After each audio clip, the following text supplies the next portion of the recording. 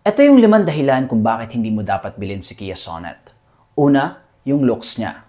Kapag tiningnan mo, masasabi mong sobrang elegante, classy, sophisticated. Kahit sa ang anggulo mo tingnan, sa harap, sa gilid, sa likod, o kahit sa interior, talagang masasabi mong pangmayaman. Kaya kung ayaw mong pinagtitinginan ka ng mga tao sa tuwing bababa ka ng sasakyan, wag mong bilhin si Kia Sonet. Kasi talaga namang head turner itong sasakyan na to. Pangalawa, may Android Auto and Apple CarPlay itong si Kia Sonet. Wireless. Let me say that again.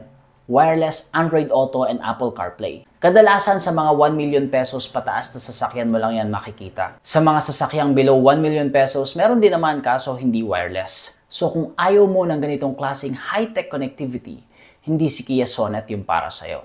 Pangatlo, naka-disc brake na si Kia Sonet front and rear. Yes, even yung base model na LX manual naka-disc front and rear. Saan ba kayo nakakita ng sasakyan na sa halagang 758,000 naka-disc brake na yung harap at likod?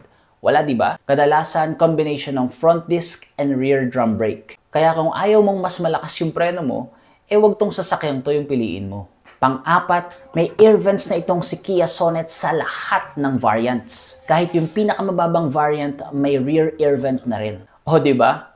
Ang tanong, bakit mo ba kailangan ng rear air vent sa isang sasakyan? Napakainit lang naman ng summer dito sa Pilipinas. Kaya kung ayaw mong maging komportable yung mga sakay mo sa likod, wag si Kia Sonet yung bilhin mo.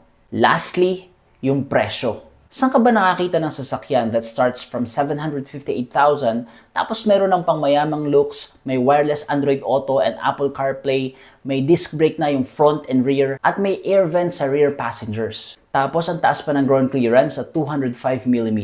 Idagdag mo pa yung 5 years or 160,000 kilometers warranty. Kay Kia Sonet lang yan mga pre. Itong video na to ay para ibigay sa inyo yung info about sa mga perks ni Kia Sonet na maaari nyo ma-miss out kapag hindi itong kotse na to yung binili nyo. To put it simply, talagang sulit. Talagang value for money. Ito yung masasabi kong pinakasulit sa segment and sa price range na ito. So there you have it guys. Thank you so much for watching. See you and take care. Bye!